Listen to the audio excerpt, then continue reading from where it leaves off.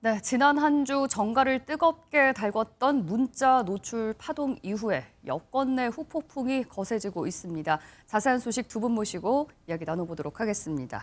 이현종 문화일보 논설위원, 박창환 장한대 교수 나오셨습니다. 어서 오세요. 네, 안녕하세요.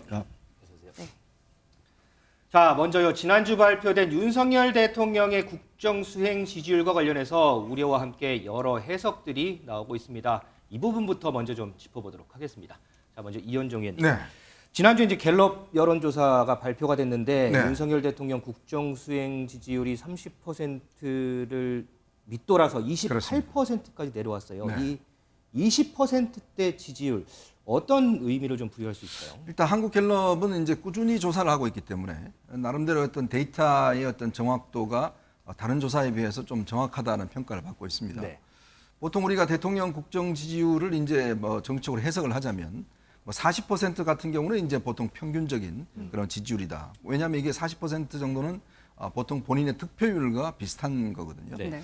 지금 윤석열 대통령 48% 가까운 득표를 얻었기 때문에 그러니까 이 50%뭐 넘나들면은 그냥 현상 유지하고 있다 이런 판단을 한 거고 30%대가 되면 일단 이 중도층들이 상당히 빠져나갔다는 평가를 합니다. 30% 되면은 이제 그동안 우리나라 선거가 보면 양쪽 극단에 있다가 중도층들이 한 30% 되잖아요. 네. 네. 그러니까 그런 부분이 이제 좀 빠져나갔다는 측면이 있는 거고 20%가 됐다는 거는 지지층들이 이제 빠져나갔다는 걸 해석할 수가 있는 거예요. 이른바 콘크리트층이 그렇죠. 무너졌다. 이게 어떤 면에서 보면 20%는 그러니까 지지층마저도 이제 등을 돌리고 있다라는 판단하기 때문에 굉장히 위험한 수치다. 특히 이제 20%가 되면 보통 정치적으로 보면 이제 공직 사회가 움직이지 않는다 이런 평가를 합니다. 대통령의 말을 안 듣는다 이렇게 그렇죠. 봐야 되는 건가요? 왜냐하면 알을 안 듣는다는 것은 결국은 대통령이 추진하는 여러 가지 개혁이라든지 이런 것들이 실제로 이제 벽에 부딪힐 수 있다는 네. 그런 의미를 한 거거든요. 그러니까 대통령의 국정 운영 자체가 어렵다는 것이고, 네. 뭐 내각제 같은 경우는 뭐 20%가 되면 굉장히 어려운 지경입니다. 네.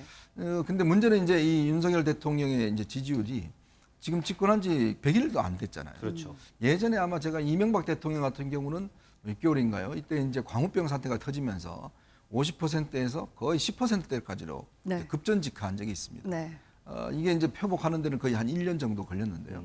이제 그런 어떤 뭐 전례도 있습니다만은 사실 지금 어떤 정책의 실패나 어떤 노선의 실패 뭐 이런 것은 저는 아니라고 보거든요. 네. 그렇다면 왜 이럴까라는 분석을 해본다면 뭐 좀 이따 이야기하겠지만 결국은 어떤 정서적이고 감성적인 측면들 저는 이런 부분들이 오히려 작용했지 않는가. 감성적인 부분이요? 예, 지금 뭐 나오는 인사 문제나 뭐 등등 여러 가지 나옵니다만은 인사 문제 하나 가지고 이렇게 급격하게 떨어질 상황은 아니거든요. 그렇다면 아마 국민들이 느끼시기에 대통령과 국민들과의 어떤 소통 속에서 나타나는 어떤 감성적인 부분들 이게 어떤 부정적인 평가를 많이 받는 거 아닌가 뭐 그렇게 분석할 수도 있을 것 같습니다. 그럼 우리 박창환 교수님은 이렇게 지지층까지 이탈하는 이런 상황의 가장 결정적인 요인 뭐라고 보세요? 뭐 저는 하나만 콕 집어서 얘기할 수 없을 정도로 지금 총체적인 난국에 빠졌다 이렇게 봅니다. 사실 지지율 28%면은 우리 5년 대통령 임기에서 중반 정도에 이 정도 나왔으면 레임덕이라고 평가를 합니다. 네. 그런데 임기 시작 80여 일 만에 28%. 사실 사상 초유의 일이거든요. 네. 이거를 어떻게 하나만 가지고 얘기할 수 있겠습니까? 물론 한 단어로 표현할 수는 있습니다. 일방통행.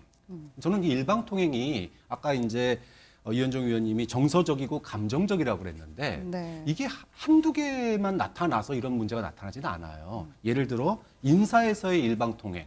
일단 대통령의 출근길 문답에서도 일방통행식의 그런 답변들이 있었고 뭐 검사 출신 중용했던 거, 또 구구 인사들 대통령실 근무하는 문제, 네. 또 사적 지인 채용 문제 이렇게 해가지고 인사에서의 일방통행이 있었죠.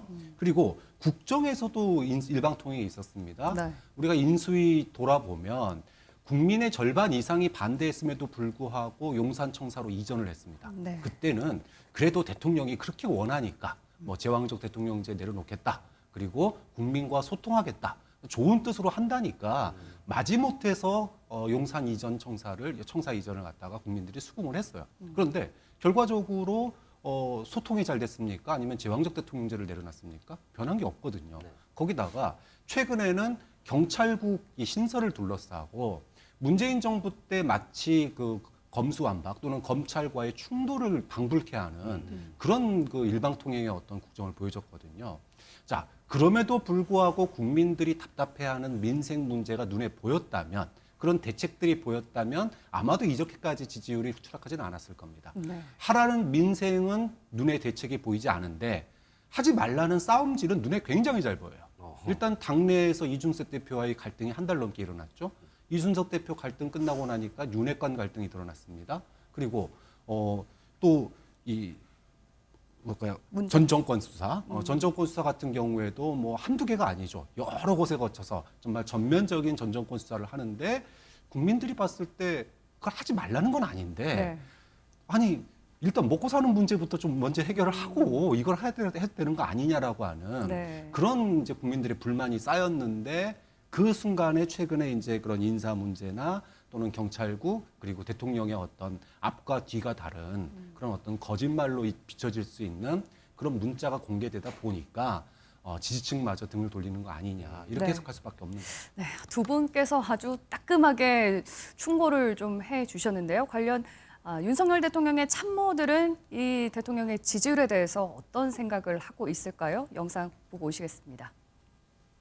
가장 큰 거는 새로운 정부에 대한 국민의 기대, 이 높은 기대에 2개월의 기간 동안에 충분히 만족을 시키고 있지는 못한다 하는 말씀을 솔직히 드리겠습니다. 그러나 대통령께서 워낙 이러한 그 철학이 분명하시고 또 소탈하시고 하기 때문에 이 강요들의 어떤 팀업 굉장히 어느 정부보다도 잘 지금 조직이 되고 있어서 저는 분명히 상당한 성과를 내는 그러한 시기가 곧 오리라고 생각합니다.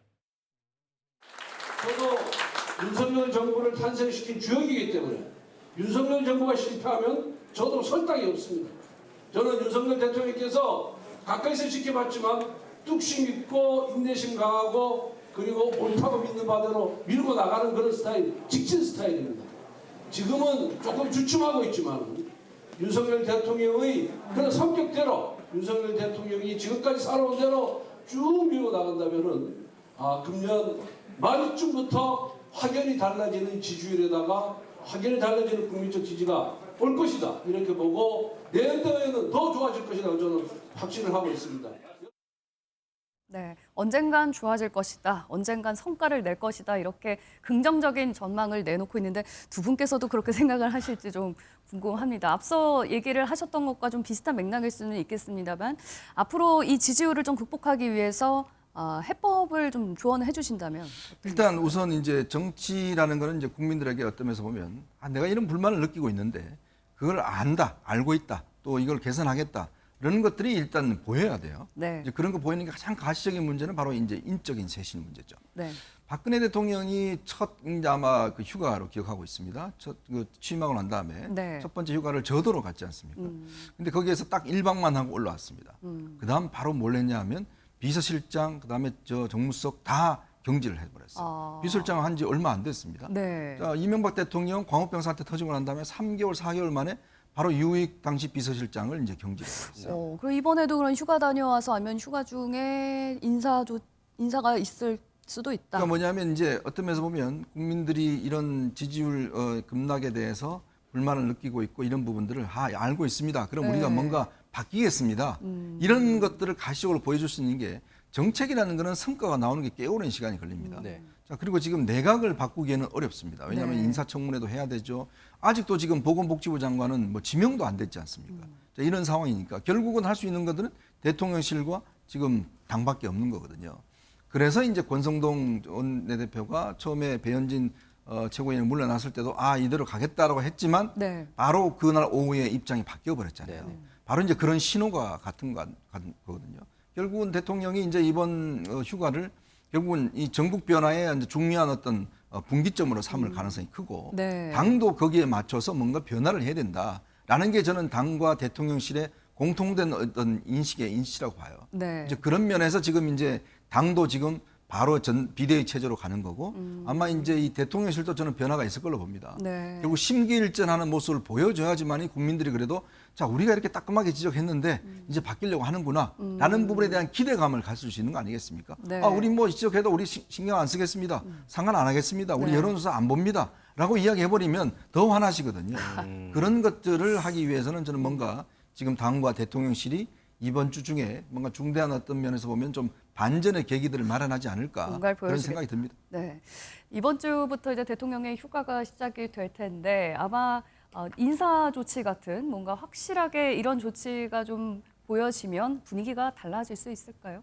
저는 가장 쉽고 가장 어려운 게 인적 쇄신이라고 봅니다. 우리가 이제 여권이 특히나 지지율이 어려워지거나 국정의 어떤 난국이 부닥치게 되면 가장 쉽게 하는 게 인적 쇄신이에요. 지금도 그래서 얘기가 나오는 게 방금 말씀하신 것처럼 대통령실의 참모진 개편 이야기가 또 나오는 거고, 네. 그다음에 지도부, 지금 여권의 지도부가 사실상 뭐 와해 상태이기 때문에 뭐 비대위나 또는 전당대회 얘기가 나오는데 네. 이런 인적 쇄신은 굉장히 쉽습니다. 네. 그런데 효과가 그렇게 오래 가질 않아요. 그럼 윤석열 정부의 지금 지지율 하락이 이렇게 사람 몇 명 바꾼다고 지지율에 반등이 올 수 있겠느냐. 소위 국면 전환이 필요하지만 네. 그 국면 전환의 본질이 뭐냐라는 거죠. 임기가 예를 들어 중반 정도 됐으면 열심히 일했는데 결과적으로 이거밖에 못했구나라고 국민들은 평가할 겁니다. 그런데 지금은 임기 시작한 지 석 달도 안 됐어요. 네. 자, 이런 상태에서 사람 몇 명 바꾼다고 바뀌겠냐라고 하는, 즉 기대감이 생기겠냐라는 겁니다. 그런 정말로 이 사람이 대통령 비서실장이라면, 이 사람이 총리라면, 이 사람이 뭐 예를 들어 교육부 장관이라면 대한민국이 이렇게 바뀌겠구나라고 하는 기대감을 줄 수 있는 인물을 쉽게 찾을 수 있겠느냐. 만약에 찾았다면 여기까지 오지도 않았을 겁니다. 그럼 어떻게 해야 될까요? 그래서 저는 인적 쇄신, 이런 쇄신뿐만이 아니라 플러스 알파가 필요하다. 지금 여권 내에서의 동력으로는 이 지지율 반등을 노리기가 지금 굉장히 어렵습니다. 네. 윤석열 정부 출범할 때 많은 평론가들이나 사람들이 뭐라고 얘기했습니까? 협치가 필요하다. 왜? 여소야대기 때문에 그렇습니다. 네. 그럼 여소야대에서 국민들에게 기대감을 주려면 야당과 머리를 맞대는 모습이 저는 가장 중요하다고 봅니다. 즉 지금의 어떤 그 제1당 이 야당과의 어떤 뭐 소위 뭐 그걸 뭐 제식으로 표현하자면 야당과의 뭐 민생 대타협 이런 정도의 네. 그런 획기적인 조치가 있어야지만이 지금 어려운 이런 그 소위 물가도 높고 환율도 높고 경제도 안 좋은 상황에서 야당과 여당이 머리를 맞대고 같이 네. 이 민생 문제 해결을 위해서 노력하는구나. 대한민국이 이렇게 싸우지 않고 뭔가 협치의 길로 갈 수 있겠구나. 이런 정도의 노력이 있어야지 네. 여권 내에서만 사람 돌려막기로 인사 개편한다고 지지율 반등 오기 쉽지 않을 거다라고 봅니다. 인생부터 챙겨라 이런 말씀이시군요. 조금 전에 이제 저희가 권성동 직무대행 영상을 봤지만 올해 말부터는 국민적 지지가 올 것이다 이렇게 단언을 했어요. 뭐 네. 그러기 위해서는 지금부터 어쨌든 동력을 하나하나씩 쌓아가야 된단 말이죠. 그 중에 가장 중요한 게 지금 박정환 교수가 얘기했던 협치. 네. 그 부분이 가장 중요하다 이 말에 동의하시나요? 그러니까 이제 협치라는 것도 그냥 뭐 야당을 만나서 어떤 이런 행동을 하는 것 자체가 과연 어떤 협치의 중요한 내용일까라는 저는 좀 그런 회의적인 측면이 있어요. 왜냐하면 지금 야당이 어떤 면에서 보면 물론 여당도 그렇지만 야당도 대화할 자세가 돼 있냐라는 측면들. 뭐 지도체제가 지금 불안한데다가 지금 계속적으로 지금 공세를 벌이고 있는 상황이기 때문에 자 그렇다면 어떤 면에서 보면 저는 조급하지 않을 필요가 있다. 네. 왜냐하면 지금 윤 대통령한테 큰 어떤 면 플러스 요인은 뭐냐면 당면한 선거가 없다는 거거든요. 만약 선거가 있었다라면 굉장히 아마 위험했겠죠. 네. 근데 선거가 없다는 게 이제 하나의 플러스 요인이 될 겁니다. 그러면 좀 더 어떤 이 호흡을 길게 하면서 결국 지금 국민들이 가지고 있는 가장 큰 불만은 뭐냐면 네. 지금 세계 경제가 다 어렵습니다. 네. 다 지금 자산 가치가 떨어지고 있어요. 그러니까 내 자산 가치가 떨어져 있고 내 직장이 흔들리고 있다라고 그러면 집권당을 지지할 이유가 없죠. 지금 뭐 이 이탈리아 드라기 총리도 지금 이 실각을 했죠. 지금 세계 각국의 리더들이 다 어려움을 겪고 있습니다. 네. 그러니까 이게 어떤 면에서 뭐 우리나라만의 상황이 아니라 공통적인 상황인 거죠. 근데 문제는 그 어려운 만큼 대통령이 열심히 하고 있다. 정부가 네. 열심히 뭔가 하려고 한다. 이런 모습들을 국민들에게 일관되게 보여주는 저는 메시지 정치가 필요하다는 거예요. 그러니까 다른 어떤 뭐 이런 잡다한 것보다는 일관되게 올해는 정말 경제 회복이다. 자, 경제 회복을 위해서는 뭐든지 모든 것들의 행사와 모든 메시지는 여기에 집중할 필요가 있죠. 네. 그렇게 되면 저는 국민들이 좀 점점점 이런 상황에 대해서 역시 우리의 어떤 삶이 바뀌는구나 네. 라고 느끼면 단순히 지금에 와서 반짝 보여주는 뭐 야당 대표하고 회동이라든지 뭐 등등 이런 것들은 이례적인 것이 있을 수 있어요. 그렇지만 근본적인 어떤 지지율의 어떤 이 탄탄한 변화는 없거든요. 네. 특히 윤 대통령은 팬덤이었기 때문에 사실 브레이크가 없습니다. 그러니까 예전에 대통령들은 그나마 브레이크를 다 끌어줬거든요. 네. 근데 그런 거라면 오히려 저는 조금 긴 호흡을 갖고 네. 경제 문제에 좀 집중해서 대통령의 모습을 보여주는 게 좀 필요하지 않을까 그런 생각이 듭니다. 네. 자, 어쨌든 뭐 지금 가장 중요한 거는 이 윤석열 대통령이 국민에게 보내는 메시지, 그 메시지가 어떻게 잘 전달되느냐, 뭐 이 부분인 것으로 이렇게 좀 진단을 해보도록 하겠습니다. 그런데 지금 상황을 보면요, 이 여당인 국민의힘도 상당히 상황이 좀 만만치 않습니다. 배현진 의원이 갑자기 최고위원직을 사퇴를 했고요.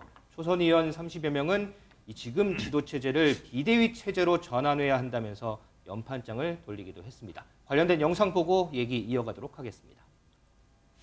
저는 오늘 최고위원직에서 사퇴합니다. 윤석열 정부가 5월에 출범한 이후에 국민들께서 저희에게 많은 기대와 또 희망으로 잘 해보라는 그런 바람을 심어주셨는데 저희가 지금 80여일이 되도록 속 시원한 모습으로 국민들께 그 기대감을 충족시켜 드리지 못한 것 같습니다. 마땅히 책임져야 하고 끊어내야 할 것을 제때 끊어내지 않으면 더 큰 혼란이 초래된다고 생각합니다. 애정에 또 말씀 주시는 많은 국민들과 지지자 여러분들께 깊은 감사의 말씀 드립니다. 지금까지 많이 감사했습니다.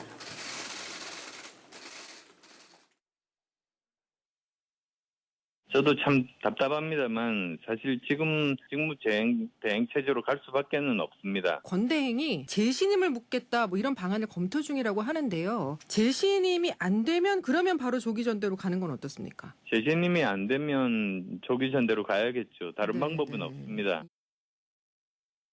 당내 여러 가지 어려운 사정들 때문에 이 위기를 극복할 수 있는 좀 특단의 대책이 필요한 상황 아니냐. 지지율은 날이 갈수록 떨어지고 있고 국정 동력도 점점 약해지고 있는데 이런 절박한 위기감을 우리 스스로 느끼면서 뭔가 우리가 달라지는 무슨 조치가 필요하다. 박상훈 교수님, 배현진 의원이 최고위원직을 사퇴하면서 이 비대위 체제에 대한 이런 얘기들이 확 분출을 했어요. 그런데 일각에서는 이 배현진 최고위원의 사퇴가 전적으로 본인의 의사냐 아니면 옆에서 어떤 입김이 작용한 거냐 이런 의견이 분분하거든요. 어떻게 보세요? 사실은 이제 이준석 대표에 대한 징계 이후에 당을 어디로 이끌고 갈 것인가를 둘러싸고 당시 언론에서 제일 주목했던 게 윤핵관 사이의 어떤 그 노선 충돌이었습니다. 네. 권선동 원내대표는 직무대행 체제를 원했고 장제원 전 의원 같은 경우, 장제원 의원 같은 경우에는 전당대회 네, 네. 이런 쪽을 선호를 했었죠. 네. 근데 결국은 그 사이에서 대통령이 가르마를 타서 결국은 직무대행 체제로 왔는데 네. 직무대행 체제가 6개월은커녕 한 달도 못 버티고 보름도 네. 못 가서 지금 이제 좌초되는 상황이 왔습니다. 자, 이러다 보니까 이 뒤에 장제원 의원이 움직인 거 아니냐, 뭐 이런 이제 얘기가 있어요. 네. 근데 그거는 우리가 직접 눈으로 확인할 수는 없으니까 그렇죠. 추측만 할 수 있을 뿐인데 결과론적으로는 장제원 의원의 당시의 그 선택이 옳았다. 우리가 여기서도 한 몇 주 전인가요? 네. 이 직무대행 체제가 과연 순항할 것인가? 네. 그때 제가 굉장히 어려울 거다, 네. 오래 못 갈 거다라고 말씀을 드렸었는데 결국은 당시에 대표를 징계하는 일은 역사에 없는 일이거든요. 네. 자, 대표가 없는 상황에서 직무대행이 할 수 있는 일이 별로 없습니다. 그렇다면 차라리 그때 세판 짜기를 해서 그렇다면 지금의 논란은 없을 거 아닙니까?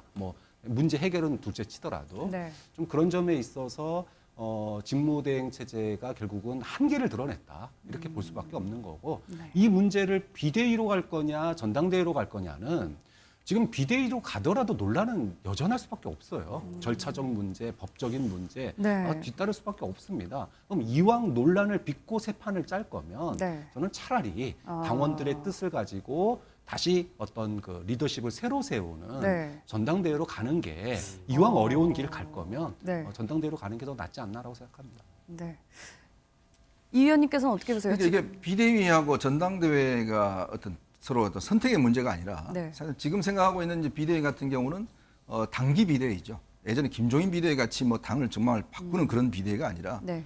제가 알기로는 아마 내부적으로는 9월 전당대회를 지금 상정하고 있는 것 같습니다. 그러면은 전대를 위한 그 그렇죠. 사이에 준비 기간, 준비 비대위다. 비대위죠. 네. 사실 그러면 단기적으로 지금 현재 어떤 당을 좀 수습을 하고 전당대 준비를 위한 비대위. 왜냐하면 8월 28일 날 일단 민주당은 새로운 지도체제가 서지 않습니까? 네. 그게 맞춰서 정기국회가 이제 또 시작이 되고 그러면 나름대로 이 여당도 여기 맞춰서 이제 9월 달 정도에 어떤 이 전당대회가 열리면 거기서 새로운 지도체제가 걸리면 네. 나름대로 이제 지도체제가 좀 안정될 수 있으니까 저는 그걸 아마 추진하는 것 같고 그래서 그럼 뭐 교수님 말씀처럼 그냥 지금 비대위 거치지 않고 바로 9월 전당대회를 그렇게 하기는 모집하기는 굉장히 어렵겠죠. 어려울까요? 그러면 왜냐하면 당헌 당규도 뭐 문제가 생기고 네. 왜냐하면 지금 체제를 어떤 면에서 여당이 지금 빨리 움직여 왜냐하면 권성동 지금 대행이 만약 물러나면 원내대표는 하는 거잖아요. 네. 근데 이제 당의 어떤 대표가 없어버리면 전당대회 준비라든지 또 당헌 당규 개정이라든지 이런 데 굉장히 어려움이 있습니다. 어찌됐건 비대위는 거쳐서 가야 된다는 그렇죠. 말씀. 비대를 한 단계 거쳐서 징검다리를 해서 이 전당대회를 가야지 네. 되고 또 그렇기 때문에 비대위원장도 뭐 외부 영입 이런 게 아니라 네. 당내 다선 출신들 중에서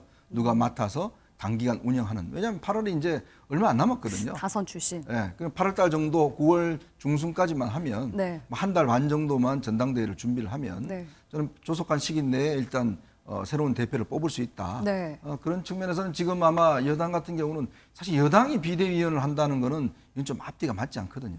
그렇다면 일단 현재로서 이제 9월 전당대회를 하게 되면 이준석 대표의 잔여 임기 정도만 할 겁니다. 그렇게 되면 잔여 임기를 하고 네. 그다음에 내년 6월 달에 정기 전당대회를 통해서 다시 선출하는 그런 방안이에요. 아니면 아예 당헌 당규를 바꿔서 네. 이번에 그냥 확실한 2년기 2년에 당대표를 해서 총선 공천까지도 이제 하는 이런 걸로 바꾸자면 이게 좀 판이 좀 커지겠죠. 당규, 당헌 당규 다 바꿔야 되니까 그게 또 그렇죠. 그럼 뭐 가능한지. 상임 전대 이 전국위원회를 열어서 네. 일단 당헌 당규를 바꾸면 되니까 아. 어쨌든 지금 이 문제가 생겼을 때 네. 빨리 문제를 해결해야지 더 이상 일어나지 않지. 이게 딱딱 가름을 안 타주면 네. 이거 가지고 또 이 분란이 생기면 이게 지지율 상승의 효과가 이 어떤 발판이 없잖아요. 네. 그러니까 어떤 면에서 보면 지금 상황은 빨리 뭔가 문제를 해결하는 속도전이 저는 굉장히 중요할 것 같다는 생각이 듭니다. 그런데 이 비대위 구성하는 것도 만만치 않아 보입니다. 뭐 어떤 요건을 갖춰야 된다. 이게 맞다, 저게 맞다 말들이 많은데 이거 정리될 수 있을 것 같습니까? 그럼에도 불구하고 지금의 위기감은 그러니까 단순한 위기감이 아닙니다. 네. 아까 이제 선거가 없는 해에 비대위 얘기 나오는 게 사실은 굉장히 이례적이에요. 그리고 여당이 지금 선거를 2번이나 이겼는데 지금 비대위를 차린다라는 것도 사실 좀 의아한 그렇죠. 대목이긴 합니다. 그러니까 이제 비대위 얘기가 초선 의원들 30여 명이 비대위 얘기 나올 정도면 네. 이 얘기는 뭐냐면 2년 남은 총선이 굉장히 어려울 거다라고 지금 예상을 하는 겁니다. 그렇기 때문에 지금부터 판 바꾸지 않으면 네. 다음 총선 우리 이제 위기감이 이제 오니까 이런 얘기가 나오는 거예요. 네. 그만큼 위기의 크기가 깊이가 깊다라고 하는 거예요. 네. 자, 그런 점에서 큰 방향에서 비대위든 전대든 새로운 방향으로 모색을 해야 되는데 네. 사실은 이제 아까도 잠깐 언급했지만 이준석 대표 징계 때 이거를 권리로 인정을 하고 네. 전대로 갔다면 아마 논란이 조금 더 깔끔했을 겁니다. 그런데 6개월 뒤에 다시 이준석 대표가 돌아올 수 있는 길, 즉 직무대행의 길을 걸었기 때문에 네. 그 직무대행마저 무너지니까 지금 직무대행은 권한대행이 아니거든요. 그러니까 비대위원장을 임명할 수가 없습니다. 아. 그러면 다른 한 방법은 결국은 지도부가 와해되는 방법이 있어요. 네. 그럼 지도부를 갖다가 와해를 어떻게 볼 거냐? 예를 들어 원래 지도부 최고위원이 9명입니다. 네. 그럼 9명 중에 과반이 무너지는 5명이 무너지는 걸 봐야 되느냐? 아니면 지금 이제 세 분이 어쨌든 비어 있는 상태 아닙니까? 부재 중이라서. 그래 김재원 의원은 이제 대구시장 출마 때문에 부재 네. 중이고 이준석 대표는 징계 중이고 배현진 의원은 사퇴했으니까 그럼 7명이 거기다가 이제 정책위원장까지 하면 7명인데 네. 그럼 이 7명의 반으로 봐야 되느냐? 아니면 뭐 또 전원이 사퇴를 해야 되냐. 그렇죠. 이런 절차를 또 거쳐야 돼요. 근데 만약에 이 절차가 제대로 지켜지지 않으면 예를 들어 지금 김용태 의원 같은 경우에는 최고위원 같은 경우에는 나는 끝까지 버티겠다. 네. 사퇴 안 한다라고 얘기를 하고 이준석 있어요. 대표 측을 상당히 옹호하고 있어요. 그렇죠. 네. 이준석 대표 입장에서도 6개월 뒤면은 돌아오는 거 아닙니까? 이제 5개월 뒤면 돌아오는 건데 비대위 체제로 전환하게 되면 못 돌아오지 않습니까? 네. 자, 그러다 보니까 법적인 또 논란이 벌어질 수 있어요. 결국은 이렇게 가도 저렇게 가도 절차적 법적 논란을 일으킬 수밖에 없다. 상당히 혼란이 지속될 수밖에 없겠네요. 그렇죠. 그럼 이 결과를 갖다가 국민들이나 정치적으로 납득이 되려면 네. 사실은 전당원 투표를 해야 되는 겁니다. 그러니까 전당원 투표라고 하는 게 결국은 전당대회가 열려서 그동안의 어떤 그 사건의 어떤 책임들 또 이준석 대표에 대한 문제나 이런 것들이 결국은 새로운 지도부를 새로 선출하는 과정을 거쳐야지 여권의 리더십이 새롭게 만들어질 수 있다. 네. 좀 그런 점에서 지금은 비대위는 해도 고민, 안 해도 고민, 네. 계륵 상태인 거죠. 그래서 이현정 의원님 얘기하신 것처럼 2단계 전대, 비대위 갔다가 바로 전대로 가는 네. 그런 방법이 될 듯 어쨌든 지금 여권으로서는 논의가 좀 성숙돼야 된다. 그럼 비대위원장 과정도 그렇지만 네. 그럼 비대위원장을 내부 인사로 할 거냐, 외부 인사로 할 거냐? 그것도 또 예를 들어 생각을 해봐야 되겠죠. 9월달 전대한다 그러면 내부 관리형 비대위가 되는 거고 네. 이거를 내년 임기까지 전당대회까지 간다 그러면은 관리형 비대 가지고는 되는 거 아니거든요. 그러면은 쇄신형 비대위인데 네. 아니 대통령과 여당이 있는데 외부에서 비대위원장 모셔와서 네. 그럼 누굴 모실 거냐부터 시작해서 네. 좀 논의가 좀 더 성숙될 필요가 있습니다. 그렇기 때문에 저는 앞으로 1, 2주일 정도 네. 여권이 이 문제를 가지고 좀 더 좀 내용을 겪을 것 같습니다. 그래서 궁금한 게요. 지금 이준석 대표의 심경이에요. 지금 이제 지방을 쭉 이제 돌고 있는데 조금 전에 이제 박정환 교수도 표현을 해주셨지만 6개월 뒤면은 당 대표로 이제 돌아간단 말이죠. 그런데 지금 비대위 체제로 전환되고 하면 본인이 돌아갈 자리가 이제 갑자기 없어져 버리는 거예요. 그렇죠. 이준석 대표는 지금 어떤 심경일까요? 그러니까 이제 본인과 김용태 지금 측근인 김용태 최고위원이 하는 이야기대로 한 명만 남아도 유지된다 이야기를 하는데 우리가 상식적으로 생각해 보십시오. 예를 들어 최고위원회가 어떤 면에서 의결을 하려면 이 제적의 과반 출석에 과반 동의가 있어야 돼요. 네. 근데 한 명 갖고 뭘 하겠습니까? 상식적으로 이건 말이 안 되는 이야기거든요.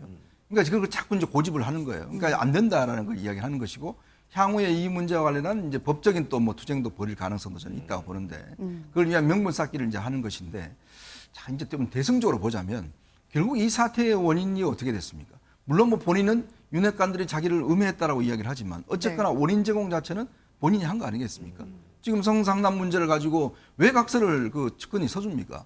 그런 문제 등등을 원인 제공을 했단 말이에요. 그럼 이 사태에 대한 본인도 근본적인 책임이 있는 거 아니겠습니까? 당대표로서. 그렇다면 자꾸 지금 예를 들어 당내 내분을 지금 촉발시키고 이럴 게 아니라 네. 진짜 이 지금 전적인 여권의 위기 상황에서 본인도 뭔가 이 상황에 대한 해결법을 내놔야 되지 않습니까?